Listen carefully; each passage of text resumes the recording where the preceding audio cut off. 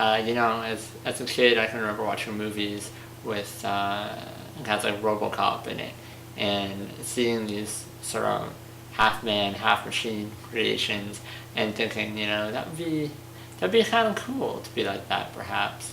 Maybe that would be okay. To have that power, but to still have that piece of humanity to you too. To me, a cyborg is really a melding of man and machine. It's a merging of organic material with other organic material, but also with mechanical technologies. Really, to be a cyborg means to incorporate technology into our bodies to try and supplement a lack of ability or to augment an ability to ensure that it is better, stronger, faster. I was diagnosed with a rare form of congenital muscular dystrophy. Muscular dystrophy is a disease that affects the muscle and essentially turns the muscle into fat, dystrophying of the muscle, muscular dystrophy. I got my first wheelchair when I was 4 years old. Straight out of a stroller, basically, and it was a manual wheelchair originally. I was able to push myself around a little bit, not really long distances. I get tired really easily. Then by about grade 5, I got bigger, got a little chunky, and as a result, I wasn't able to push myself around anymore. So in order to augment my independence, in order to allow me to have the ability to move around by myself, I was then put in an electric wheelchair. Something that really struck me as bizarre is that my entire life I'd had people trying to define me as being confined to a wheelchair, which I thought was really bizarre because I've never seen myself as being confined to a wheelchair. My wheelchair has always been a source of independence. It's always been a source of empowerment for me. It allows me to get around. And, without it, I would be confined. I would be isolated. I would stagnate. I would be marginalized even further than the disabled population already is because I wouldn't be able to go anywhere, not without somebody else's help. After considering the phrases like confined to a wheelchair, I got thinking about it more and thinking about my own relationship that I have with my electric wheelchair. And it's interesting because right now in the disability studies field, there are a lot of people who talk about people first language, putting the person before the disability, and this idea that the wheelchair does not make the person, which I think is in part true. I don't think the wheelchair is technologically determinist enough that it's able to change who people are inherently. I think inherently the wheelchair does not have that ability. However, I do think the wheelchair does have the ability to really penetrate us in a very personal way. I think that the wheelchair really does play a very crucial role in developing who I am and sort of how I live my life and how I see myself, and more importantly, how other people see me. It's funny because after 24 years now living in a wheelchair, it really becomes difficult for me to draw a line between where the wheelchair stops and I begin. So it's becoming very, very difficult to define what it means to be disabled or what it means not to be disabled. And if I break it right down to its fundamental core, to me, to be disabled simply means that you have some form of lack of ability. If you break the word disability down, disability, dis meaning loss, ability, obviously, therefore disability means loss of ability. And who doesn't that define?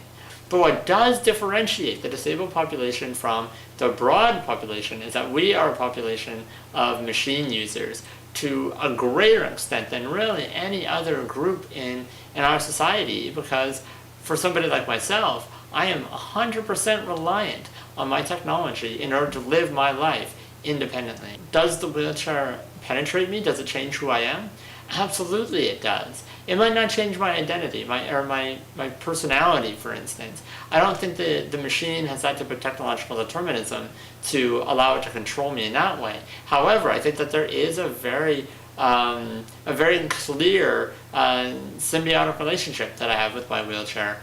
I've been in this wheelchair for my entire life, 24 years now, and when my wheelchair isn't around, when it's gone, if it's out on repair, if it's broken, I miss it. Which sounds crazy, I know. But I do. I genuinely miss it. I miss the comfort of it. I miss the sameness. I miss the way it feels. I miss the way it drives. And when I get a new wheelchair, it's the same thing. I miss the old chair. And it feels like somebody has just ripped my legs off and put a new pair on, and expected me just to know how to work, just know how to walk with it, know how to get around. And what it ultimately means is that I think that adaptive technology, despite what many people are saying in the disabled studies area right now, I think that adaptive technology like wheelchairs penetrates the user and makes us basically a cyborg community. Why does no one call it that? Well, I think a lot of instances, or a lot of reasons why people would never come to me and say, hey, cyborg, it's probably because there's this real phobia about machine use. There's a real... It's funny because there's such a duality in our society. We're very, very good at ignoring our contradictions, and we're very, very good at taking technology, normalizing it, incorporating it into our bodies, into our lives, to the point that it becomes natural. And not just natural, it becomes essential. We have to have it. We have to have that iPod. We have to have that cell phone. We have to have that car. Because without those things, we're not able to compete. And that's what it's really all about. The whole idea of being natural and pure gets chucked out the window as soon as it becomes about competition. The human population, the direction we are going as humans, as a society, is toward one of cyberization. We're going toward a future where we are going to begin placing more and more mechanical devices inside our bodies, adapting our bodies, modifying our bodies to try and optimize our abilities. Because that's what it's all about, right? Our society is all about ability. It's all about optimized ability. We can glamorize celebrities, we glamorize sports stars, because that's what we want as a community. We want that ability. We want that perfection. That's what we're looking for. And the way we're going to do it, the way we're going to fast-track evolution, is through mechanical adaptation. Are people afraid of becoming machines? Well, of course they are. There's this real anxiety about modifying our bodies and changing who we are. And it's a perception that to incorporate technology into our bodies is unnatural, that is to subvert nature, which I don't think is necessarily true. Or rather, maybe it's true, I just don't think it matters. As a society, it's funny when you look back and you look at sort of the trend in technology and how even as early as 10 years ago, people were appalled by the idea of cell phones. Why would you ever want to have a conversation with somebody that everybody else can hear out in the middle of public? Why would you ever do that? And yet now we can't live without our cell phones. A day does not go by on campus where I see people doing the Western walk, as they're heading forward with phone on ear, constantly talking about Johnny Crapbag and how he got really drunk at a party. So we turn to adaptations and we allow them into our bodies, perhaps not physically, but emotionally. We allow them into our bodies and we allow them to change us, but we also change them. It's not a one-way flow, and I think that's important to think about, is that this wheelchair is much my wheelchair as I'm its driver. The wheelchair, it's been through some tough times. I've beat it up quite a bit. I play wheelchair hockey, which could be a little rough, but it's a lot of fun. Wheelchair hockey isn't on ice, it's on a court, which is too bad, so I'd like to play on the ice because I'd love to slide around. But it's on a court. We play with a small ball, so it's nice and light. We use plastic sticks that are really light, and I drill holes in them to make them even lighter, so I'm able to use it.